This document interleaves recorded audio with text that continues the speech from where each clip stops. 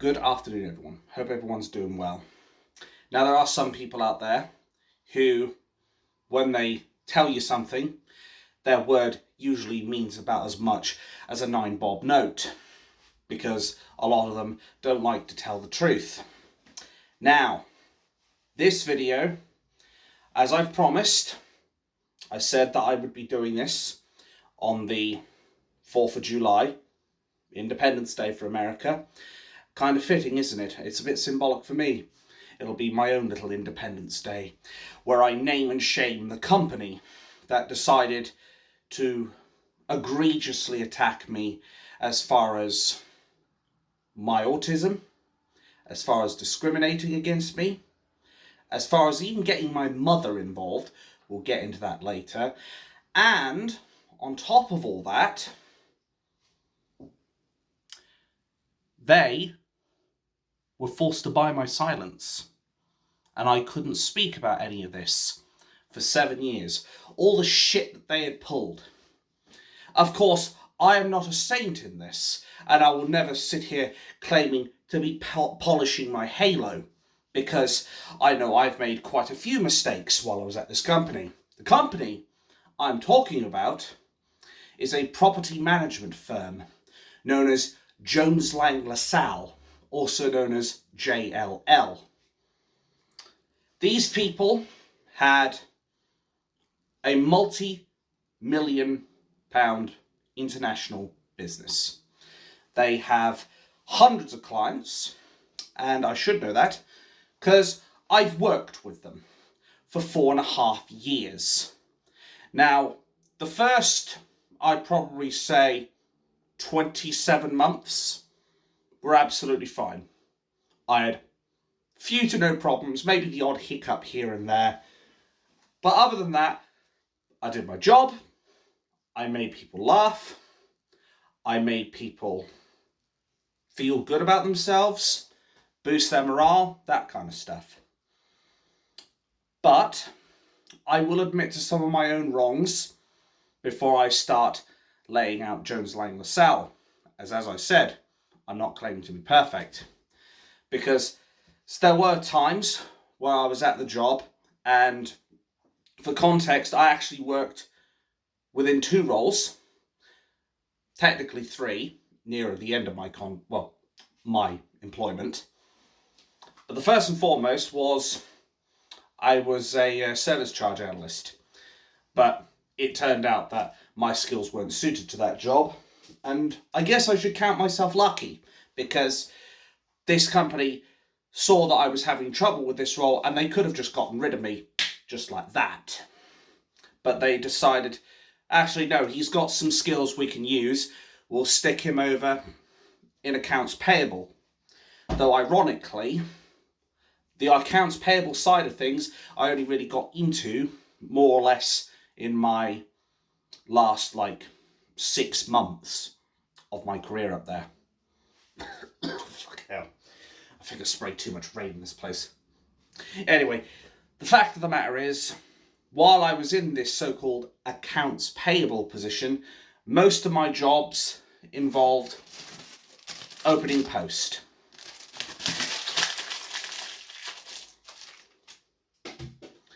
It involved opening hundreds of envelopes, whether it be by hand, by using what I can only describe as an improvised shiv.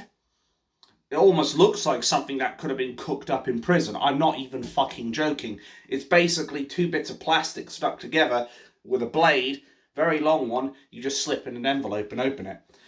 Or the letter opener. That was what I did for most of my time here, or there rather. But I was sadistic in the manner of, sometimes I'd have these huge piles of paperwork that I would basically allocate to whichever teams. Basically the paperwork, the invoices, the credit notes, etc., etc., the final reminders, the CCJs, who they were going to.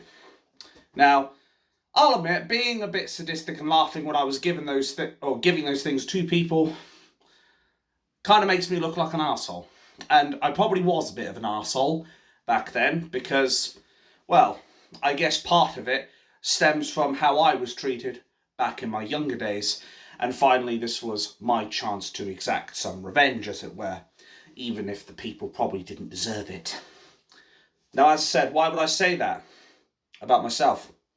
Well, unlike some people, I at least have the balls, whether up here or down there, or of course in my case both, to admit when I'm wrong. I know when to admit that I was basically a piece of shit. And that was definitely one of those times when I was a piece of shit. But I always tried to make sure that I was at least making everyone a bit happier. I was always getting the morale up.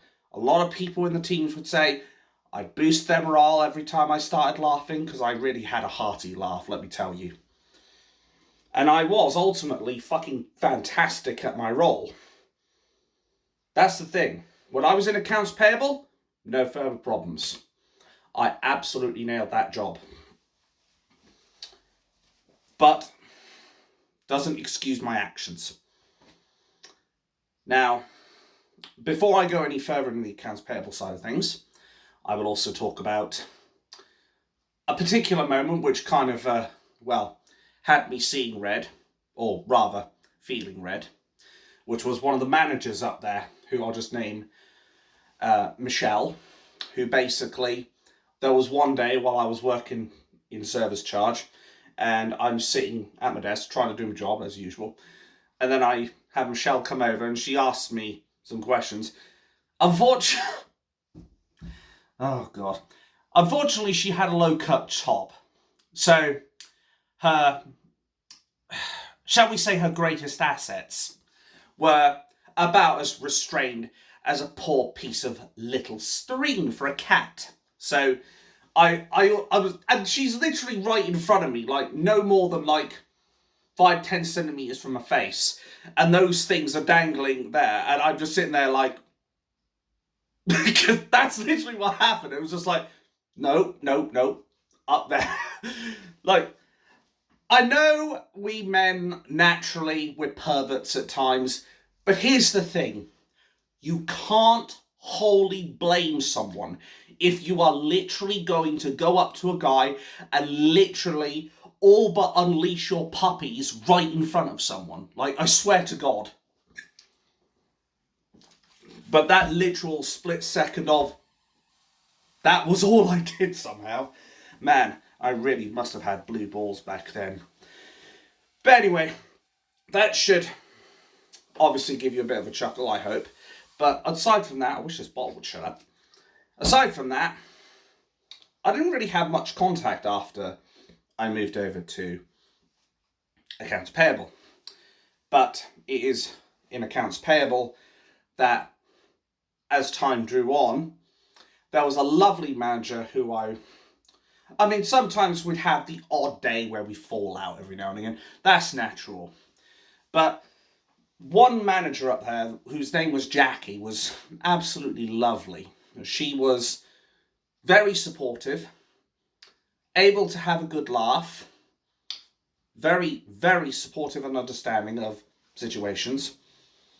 And I don't think there isn't much that she wouldn't have done for us, quite frankly. But obviously, all good things must come to an end. So when Jackie left, there was many new managers that were coming through to Jones Lang LaSalle.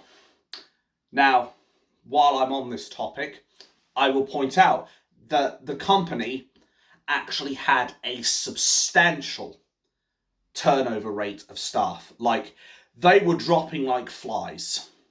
Like, you'd have people come in, you'd have loads of people go out. Because the whole atmosphere around JLL, the cold, bitter truth is, and I say this from experience, a lot of the teams are suffering a substantial amount of micromanagement. They are basically pushed by their managers to meet targets that sometimes they even move the goalposts for. And basically, some of these managers don't even treat their people with respect. And there's a lot of what I would say corporate bullying. there was a very big atmosphere around corporate bullying. And managers sometimes will even take credit for the work that their underlings have done. That's the thing. A lot of people up there, not nice people. Certainly not the sort of people that you would want to associate yourself with. Not the sort of people that you would be able to count on if your house was on fire, as it were, and you were still trapped in it. They'd probably be about as willing as a cowardly dog. That's the way I look at it. But at the end of the day, loads of companies are going to have that. Like, it's not an uncommon thing for companies to basically have these different tiers of bullying and management and micromanagement. And basically, people feel like they're there, and they don't feel like they're there because they want to be there. They're there because it pays the bills. And while I did enjoy it at first, being up there, as the last 18 months came into play, I certainly started to fit into that category of, I'm only here to get paid and fuck off home, quite frankly. And that is simply because there were things that, as I said, some of it is my fault. I can take responsibility for a lot of things. I know sometimes I joke about I'll never take responsibility, but no, I genuinely will take responsibility for any fuck-ups I've done. And I will say that my skills probably weren't catered to service charge analysts, but I was willing to learn. Likewise, I probably shouldn't have been laughing every time I gave people work and what have you, or more piles of paperwork to add to their already increasing workload. Like, I can accept that, and I was a complete arsehole. But here's the thing. None of it was out of malicious intent. None of it. While I would laugh, because I'm thinking there is some bit of payback, I didn't actually hate the people that were up there, quite frankly. Because everyone there was lovely. It was the managers that were the problem. The managers are the ones that effectively, they can destroy an environment just like that. That's why when PAS 49, just briefly coming off the job for a moment, so when PAS 49 mentioned people don't leave jobs, they leave bad managers, nothing could be closer to the truth. Because that's the thing. I think there was only maybe 1 or 2 managers who were a genuine problem. One of them, I think, was Claire. I can't remember the other girl's name off the top of my head, as I couldn't remember all the names completely off the top of my head. But I know there was one who was named, I think, Claire, who was even having the audacity to say, because what I had to do when I was doing my posts is, when I'm opening it, finding out what client it is, what type of document it is, well, it'll obviously fucking tell me. And of course, when it comes in, that's just to name a few things. But what I'd end up having to do is, we all ended up having like one of these received stamps, so you just stamp the paperwork, put it in the pile. Now, the way I like to do things was, rather than sort everything out straight away, I would just plow through everything. I'd be like, stamp, stamp, stamp, stamp, stamp, stamp, stamp, stamp, just get through everything. And unfortunately, this meant because I was trying to go quickly, I was pressing the stamp quite hard, and it would make a like that kind of sound. I was making a lot of noise in the corner. But at the end of the day, it got the job done. And in a remarkable amount of time. Sure, maybe there were statements that may have got the receive stamp which didn't need to. But ultimately, that doesn't matter. Because it's just a statement. Now, what did Claire do? She decided to send a rather snarky, sarcastic email later down the line, which said, and I quote, "Could you stamp a little louder? We can hardly hear you over here." End quote. Nice, huh? So I'm just doing my job, and I'm getting one of these pompous prats attacking me for it. Now, if I was singing Kumbaya, my lord, as I was doing it, then you know what? Yeah, maybe I could understand, because obviously if I'm being obnoxious, that's something else entirely. But I'm just sitting there, going through paperwork, doing my job, sorting the paperwork out into clients and teams so that I can then give them their paperwork, and just basically do my day-to-day job. And that, yeah, I have some clown who basically thinks it's okay just to take a stab at me, as it were. No, not with the shiv. Anyway, there's this clown who wants to take a stab at me just because of the way I work. Disgraceful. But I don't want to talk about that too much, because eventually what ended up happening was this particular Claire, well, she ended up having a few meetings, and I think ultimately she ended up getting fired. I don't know what for. It may have been for what she said to me, for all I know. But I tell you one thing, I didn't really miss her after that, quite frankly. When she went, I was like, oh. Anyway, moving on. Because that's how I felt. But it astonished me, more than anything, how there was also a point where there was another, like, lower manager, not like a proper director or head of teams or whatever, but this lady who, trying to remember this now off the top of my head, I'm trying to think what went on. I think it was something to do about small batches. Ah, yes, that's right. So what I ended up doing, for context, was I basically had to also check the mailboxes for this company and basically print off any paperwork that pertains to like an invoice, a credit note, that kind of thing. And what ends up happening is sometimes we'd have this huge batch, like I'm talking like 2,000 pages worth of invoices from a company named 6 Degrees. So what I'd end up doing is I'd go to the printer and I would just basically select all of them and just print at once. Get it all done, basically prepare like 3 packs of paper, so that way, runs out of paper, boom, and it continues. To get it out of the way as ASAP. Now, what they wanted was they wanted me to not do that. They wanted me to not print off more than 200 pages worth of paper every time I'm up at the printer. Now, devil's advocate, I can understand why they want me to do that, because obviously there are other people that need to use the printer as well.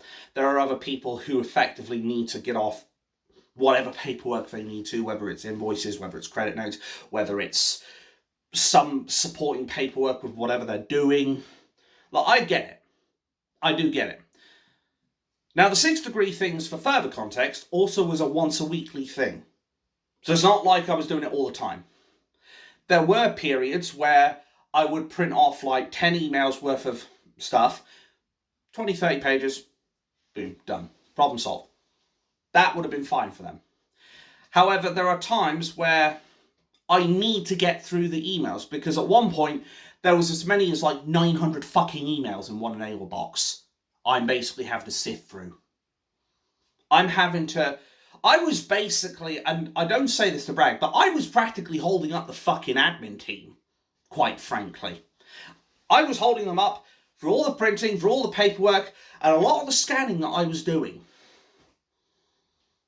I don't want to mention the 2 people who were alongside me who were also contributing their bit, because I don't really want to associate them with this poisonous company, quite frankly. And they did a good enough job on their own and what have you, and really, I don't have anything bad to say about those people. But I wanted to get the work done. So I thought, bollocks to it, I'll print like 300, 400 pages at most. I thought, I need to get my batch in, so I'll do that, get loads of work done. They won't see like a pile like 2,000 pages high that sits on my bloody desk. And basically help ease the pain a little bit for the other teams, try to make up to them. But they weren't having it. So they ended up pulling me in several times and saying, you need to print smaller batches, when I've already gone out of my way to be semi-reasonable and compromise, like, all right, I'll print less.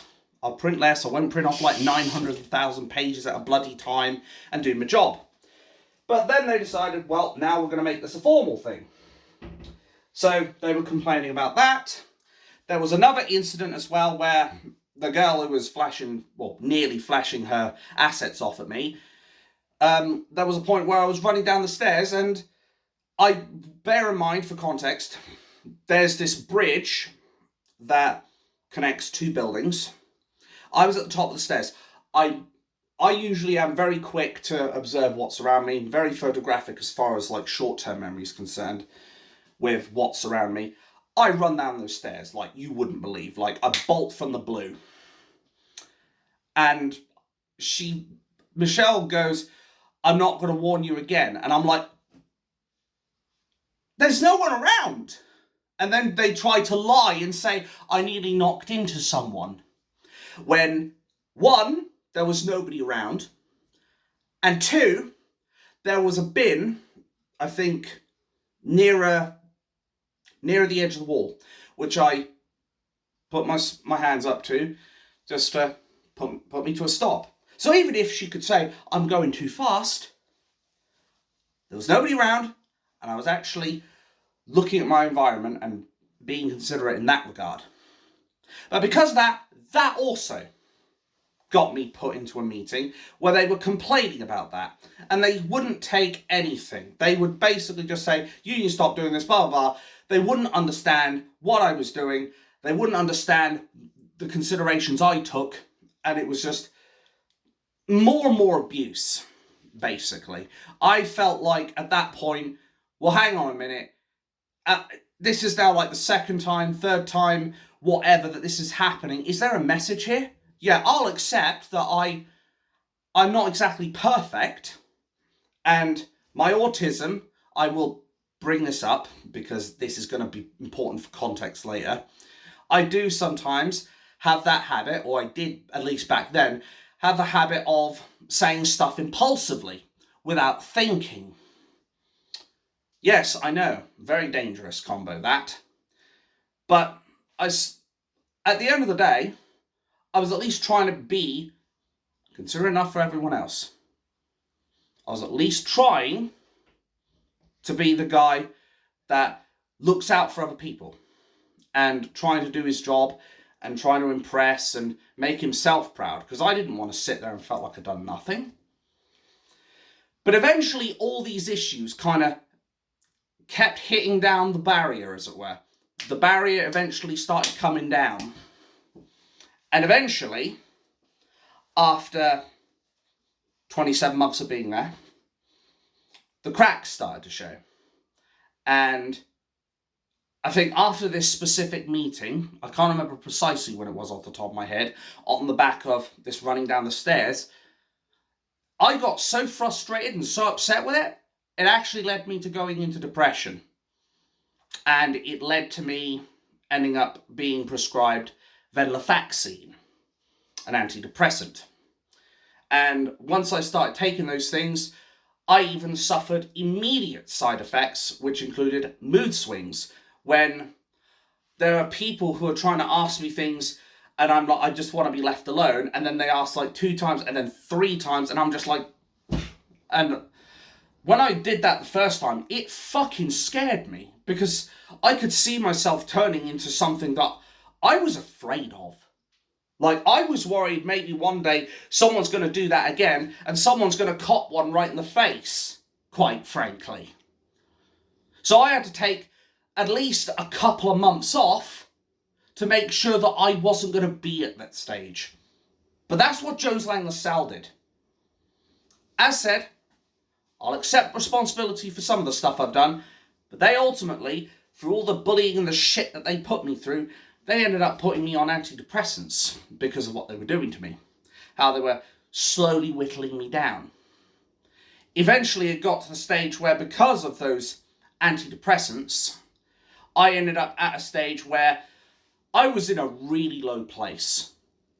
I even ended up trying to end myself at one point because of the shit that they had pulled. I decided I'd had enough. They did that. And let me tell you the story about it as well. So there was a point where I think Claire was still here at the time, but she effectively, I didn't really like her that much at all. It felt like she was gunning for me. But after a hard day of trying to put up with the workplace at the time, get through the work, sort myself out, go home, hopefully be happy. At one point, it's like when you have like a violin and all of a sudden you just see all the strings break one by one. That's what my mind did. I just lost it. I decided, you know what? Thanks, but I'm ending it now. And I ended up taking like a knife out, like probably maybe slightly bigger than this. But I ended up basically doing that, heard a knock at the door. The police were actually called because I had sent the email basically saying bye to Claire specifically. So she at least had that much consideration, but it didn't stop her from bullying me. Now, generally, if you're trying to end yourself, it generally helps if you don't answer the doors, but I was just too cordial and too polite to not want to do that. So I basically opened the door, they spoke to me, I discussed what's going on, and that was the end of it. And I didn't really feel those suicidal tendencies anymore. It was just like one massive build-up that got me to that stage. So there's something else for you, the little story about how I nearly ended it. But enough about that, because I don't want to stay on that topic specifically. So now we get into the stuff that pretty much makes JLL look like the scumbags they are. And I've also got to do some self-reflection as well, because I definitely could have handled it a lot better myself. So there was this other girl who was in accounts payable who I did take a liking to. I think she was a French girl. But I didn't want to be, because I really liked her, but I knew full well I couldn't just go up to her and be like, hey love, get your tits out. Like, I think I just about have enough intelligence in here to not want to do that, or say some other shit that could really get me in trouble. So I just left it at, I think you've got a nice pair of legs. Nothing harmful, or at least I thought at the time. But I wanted to try and, at some point, ask her out for a coffee or something. After the second time I said it, she felt uncomfortable. And I wish she had told me that, because I would have told her, I'm sorry. I would have told her, I wish I hadn't have done that, and I'm sorry if you felt uncomfortable. But no, it was said behind my back that she felt uncomfortable, and someone came up to me and said, you need to leave her alone, and basically said what I'd said to her. Now, stupidly, I then said, but she has got nice legs, and I probably should have said, in hindsight, that, alright, fair enough, I'll leave her alone. But of course, you know what they say about hindsight having 20/20 vision, and let me tell you something, I fucking don't. But I digress. I probably should have stopped there, and no further troubles would have been had whatsoever. But there was then one point where I was printing up at the printer on the bridge, and she came by, and I said this as a little joke, maybe a little inappropriate, and probably not the smartest idea to the girl who already is uncomfortable with me. I said, printing is hard work, and that's not the only thing that's hard. Now, I was trying to mean some of the other work I was doing, but I completely understand if a different context, and a very distasteful one, would have been taken from that. Now, what I didn't know is that this was going to set me up for, effectively, what JLL was truly going to do to me. Their sinister plan to try and get rid of me once and for all.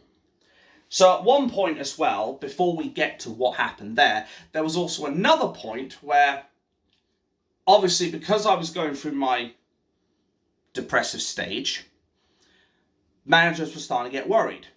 I was no longer cheery, I was no longer bubbly, I was no longer in the mood to have a good laugh. I didn't want to talk to people, especially after what happened with this girl, who I then had basically a stand-up meeting with the managers, and I was like, well, all right, I understand, I get it, and I should have not done it or whatever. But they wouldn't stop there. They decided to escalate it to a disciplinary hearing. But as I said, we'll worry about that in a moment. So I was in my depressive stage. Next thing that comes up is I end up finding out that my mum was called, because she called me and told me that JLL had contacted her. They contacted her and specifically said, we don't know where to go with your son. He's this, that, and the other. He's struggling with his work, blah, blah, blah. And basically, they never consulted to me. They never spoke to me about the work, because I thought that I was still doing a good job, but they never fucking told me. They never told me any of this. And they went straight to my mother. Now, not only is that private information about my fucking work, which my mum shouldn't have anything to do with that. It's my job, it's my fucking life. So why is she getting involved in this? But they called her, and last time I checked, to disclose personal information like that about what's been going on at work, isn't that against the Data Protection Act? At least that's what I was under the impression of. So you can understand, when my mum gets told about this shit, and I'm now having to have a conversation with her over it, when she shouldn't even be involved, I was pissed. I was fucking pissed that this was happening, because they had no right to do that whatsoever, no matter what their intentions were. The only thing that may have even remotely exonerated them is if I had said, I'm threatening to end myself. Ironically, what I tried to do before. But that wasn't why they called her. Therefore, what they did was, at best, a good intention call to try and save my job.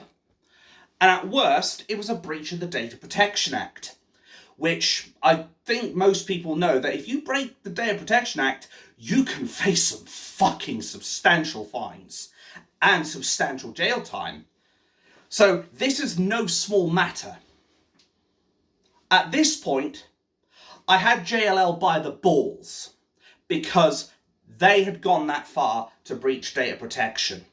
Now, my mum will plead the case that they were trying to look out for you, and they felt sorry for you. Remember that bit later. And all this other nonsense, but I guess I am a bit stubborn, and I didn't want to accept that, because I didn't think, and I knew full well, that no company worth their salt would phone someone's fucking mother about someone's own work, quite frankly. Sorry, I think I need to get a new cloth. This one's really dirty. Anyway, they should never have called her. And I think they knew that deep down. So, come the disciplinary, where I'm brought in specifically for what happened with this French girl, how they're saying that I harassed her. This is where it gets nasty. So what ends up happening is I go in and they discuss what's being talked about in the meeting. They tell me they made a number of comments towards this girl, which I admitted. I said they had nice legs. I admitted that printing is hard work, and that's not the only thing that's hard. But they then tried to imply that I was sexually harassing her. They tried to imply I was sexually harassing this girl.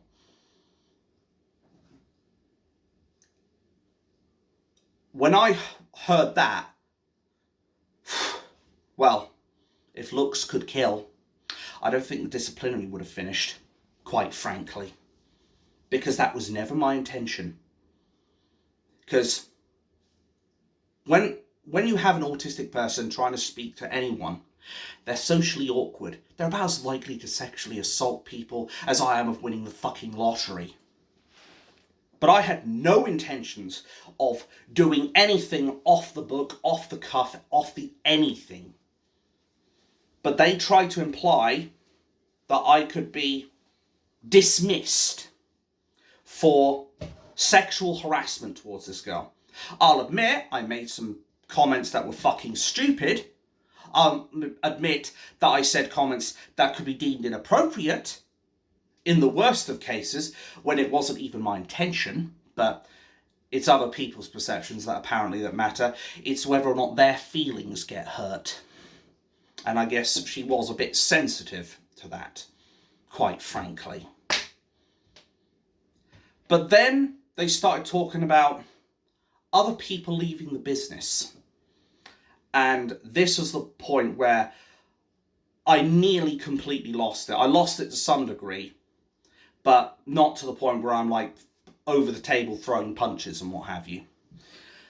But what was said was, they asked me a question. They said that there were a number of people who had moved departments or left the business. And they then tried to imply to me, bearing in mind, I knew a lot of people liked my laugh and they thought I was bubbly and cheery in most cases.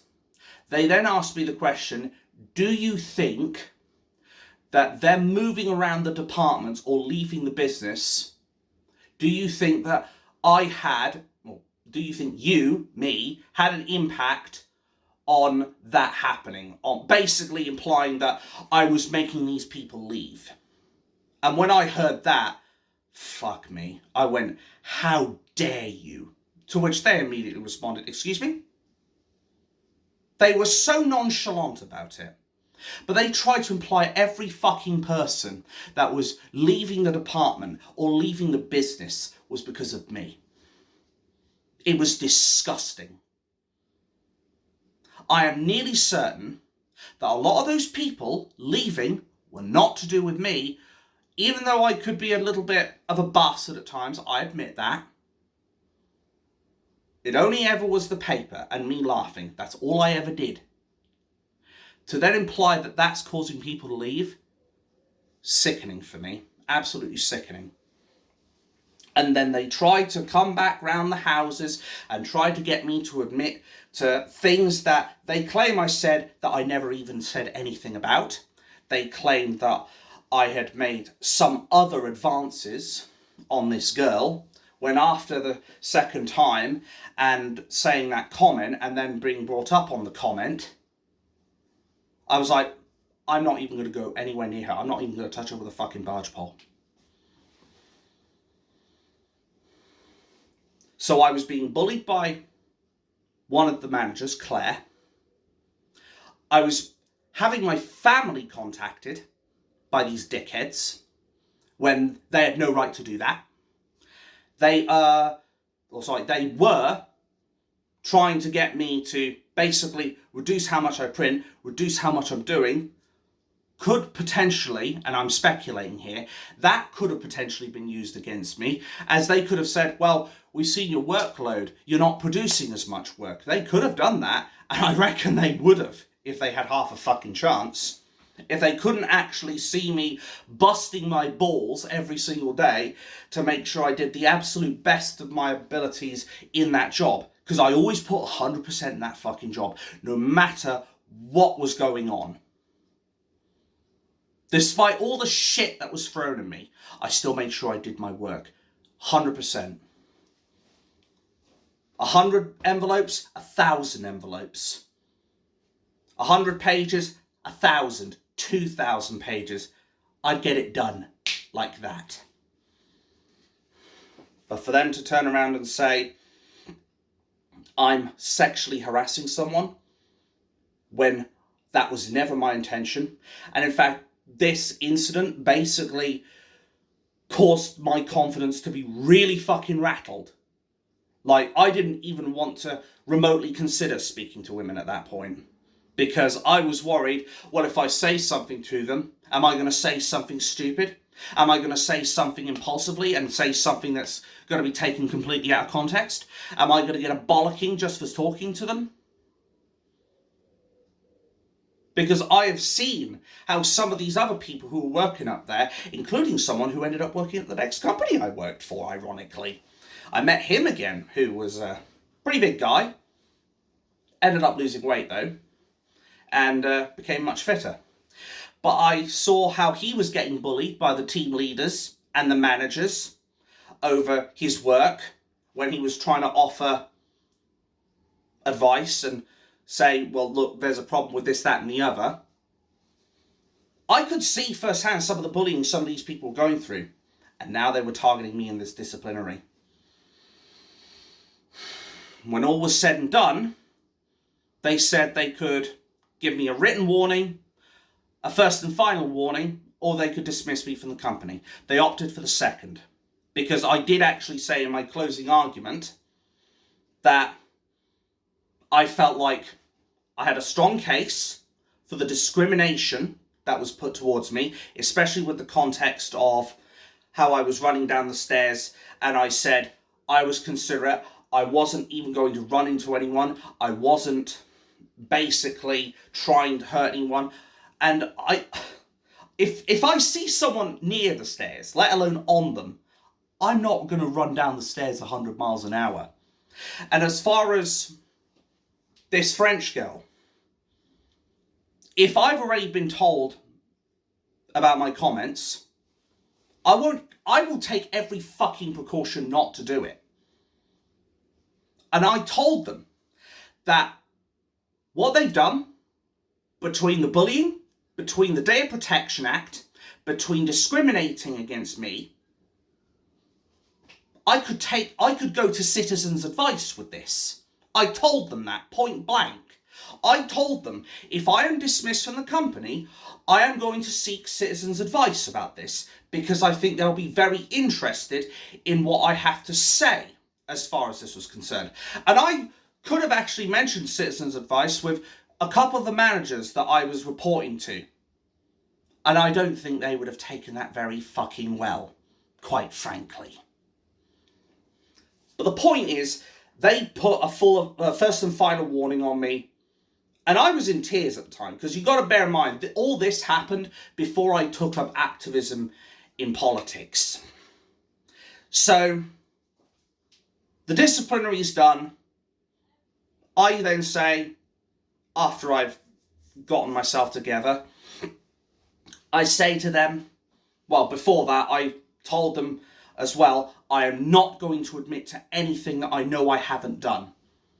Never.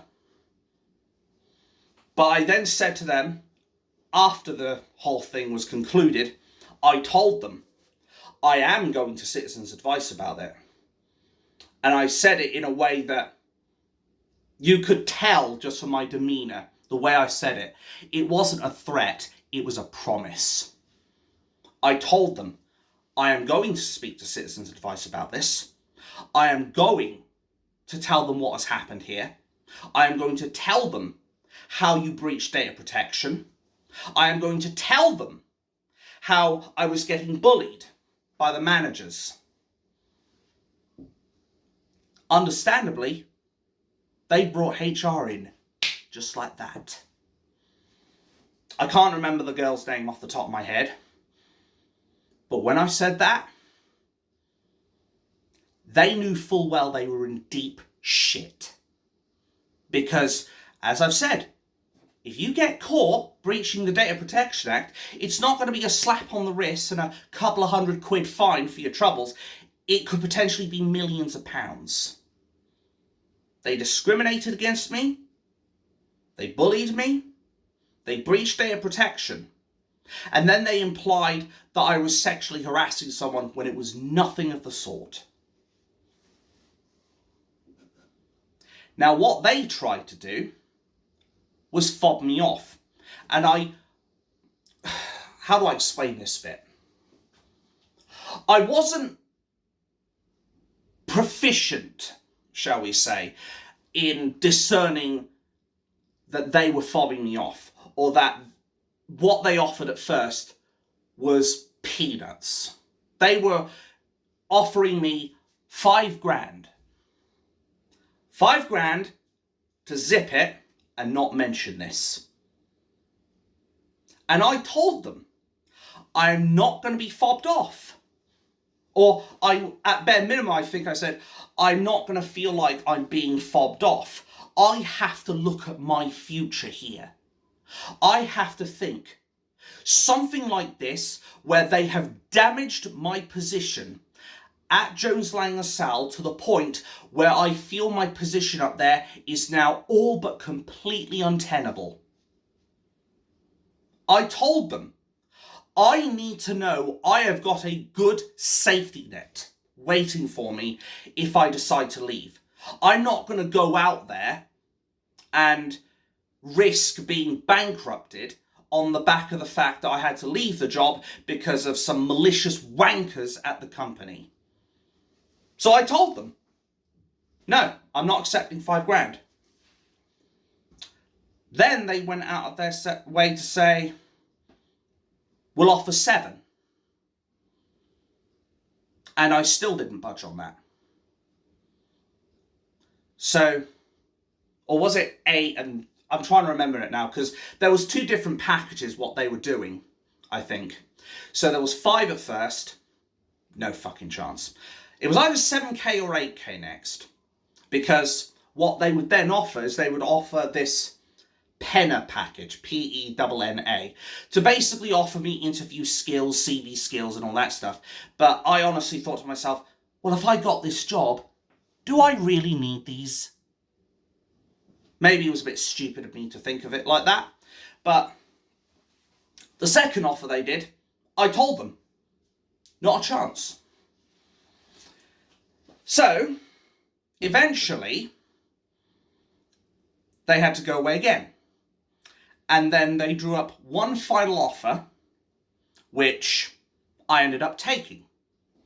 So what it was they then went away, came back and said, we're going to offer you £10,500 worth of stuff.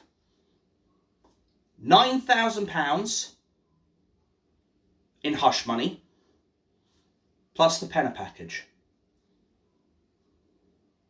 So I had basically over doubled what they were offering.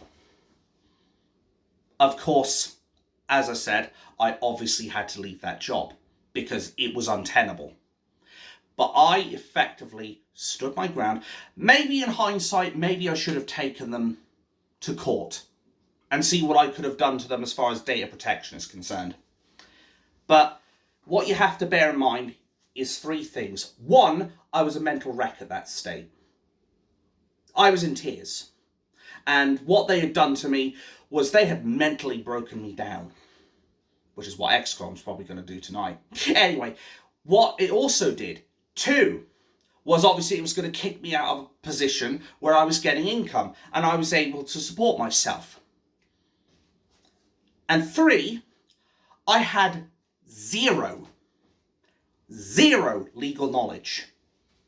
I knew they broke data protection, but that's basic stuff most people learn when they're involved with computers. Any Tom, Dick and Harry can tell you that it is against the law to give someone's personal information without their consent or permission to certain people, even family members. I knew full well they'd broken that. So, between those 3 things, and another point as well, JLL's going to have access to some of the best fucking lawyers, because they're a multi-million-pound, dollar, whatever you want to call it, international company. Do you honestly think one boy who's a mental wreck is going to be able to take on a multi-million-dollar, pound, whatever, international company?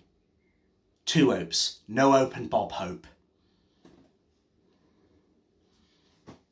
So I ended up going to, I think it was a Starbucks, where the paperwork was given, paperwork was signed, and I agreed not to mention a word of this. And the solicitors also got involved, and they said to me categorically that you are not allowed to talk about this for basically another 7 years. Now, this was done, I believe, either in May or it was in April. It was one of the two, I know that much. So what I did to be absolutely sure that this would not get me into trouble is I've done it here in July. That way there is absolutely no chance that I could get a bollocking or have to pay back any money to those scumbags at JLL. I am wiping my hands clean of this on a more permanent basis. At the end of the day, while I accept that there were some stupid fucking choices that I made at that company, I have to bear responsibility for my actions as well. Actions do have consequences, and I do regret everything that happened as far as this French girl was concerned. And I regret that I couldn't control my impulses, my impulsiveness in what I wanted to say.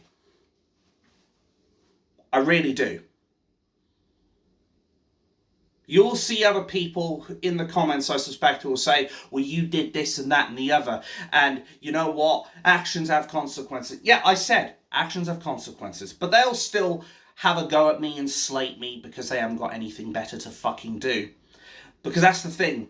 A lot of them, particularly lefties, they do tend to kick you when you're down. They don't give a shit if you've basically atoned for what you've done, apologise for what you've done, try to move on from what you've done.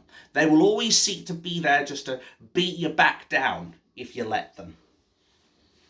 Well, that story of Jones Lang LaSalle, it's a shame really, because I reckon had it been but for the fact that this went to the disciplinary because someone got sensitive over a comment which I made, maybe it was a poor amount of judgment on my part, I reckon I could have stayed there very comfortably. I probably would still be working there to this day.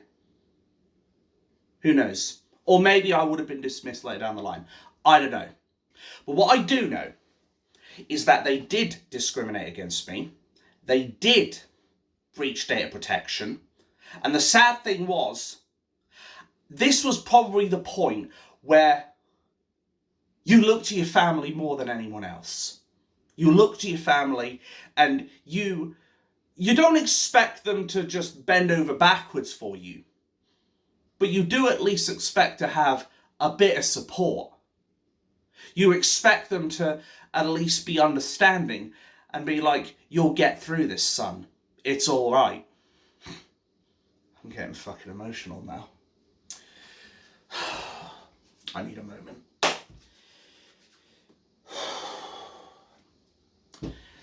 But effectively, when I told my mum about this and told them that they are paying me compensation for this, the first thing she said was, they did it because they felt sorry for you. And I just thought, are you fucking kidding me? They didn't feel sorry for me one fucking bit. Companies are ruthless. I should know that better than anyone. I've definitely had a lot more experience at seeing some of these ruthless fucking companies, as my last video pertaining to those 2 companies that dismissed me for my political views is concerned. They did not do this because they felt sorry for me. They did this to shut me up. Because as I said, let's say I have some of the best legal representation with me. Let's say I go into the courts and I expose JLL breaking the Data Protection Act. they'd have to fork out millions of pounds in compensation and or fines. Just like that. Do you honestly think that they would do that because they felt fucking sorry for me? No, they did it to make sure that never got out. But there were so many bad managers that came in and went, including Claire. Including, I think, the one of them I was thinking of was Amanda, who was a bit of a bitch, bluntly speaking. How I would be doing my job, and then there was some other girl who ended up joining her, who backed her up as far as the small batches is concerned, when I need to be able to do my job. And they knew full well that this was breaking me down, and that they were treating me like dirt at that point, unlike what Jackie did. I can't stress this enough. They paid me to shut me up. Nothing more. When Paz49 said, people don't leave bad jobs, they leave bad managers, he hit it right on the head. There was a fuck off great big bullseye target sitting over here, and he hit the target completely dead center. Even Robin Hood would be jealous. So there you have it. That's the story of Balamory. No. That's the story of Jones Lang LaSalle. Named and shamed. The multi-million pound, dollar, whatever you want to call it, international property management firm that has such a high turnover of staff, that treats its staff like dirt, micromanages them, and wonders why that they feel like crap. And if they feel they need to, they'll pay people hush money to shut them up, to stop the truth getting out. But I did have some sweet, sweet revenge, because I made sure there was a couple of reviews up that they couldn't identify me under. Gave it anonymously, effectively. And I said exactly what I've said here, except for the hush money. I basically said they're discriminatory, corporate bullying, bunch of micromanaging bastards. But there is a silver lining in this story. And that is that JLL's accounts payable team, that's no longer there anymore. Not here in Norwich anyway. That is gone completely. It's now moved to India. Make of that what you will. But I even had contact with a really good friend of mine who was at JLL still after I'd left. And I asked him, how are things going up there? And he categorically said to me, point blank, very badly. Things have been getting a lot tougher without me. Proves a point, doesn't it, folks? And that really, really is the end of that story. So thank you. I know this is the longest video that I've ever put up, but I feel like I have to get it all off my chest. I need to get it off my chest so that you can understand what's gone on.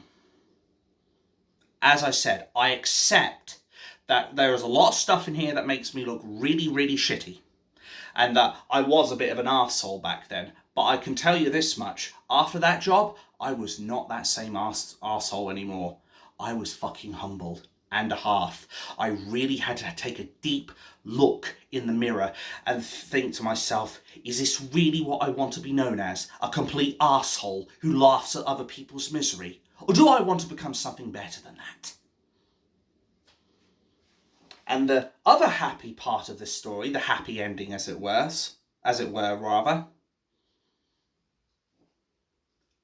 within less than a month, I was in a new job as a credit controller. Less than a month. That's the thing. If you put your mind to something, anything's possible. And I can tell you now, JLL got stung by their rotten money.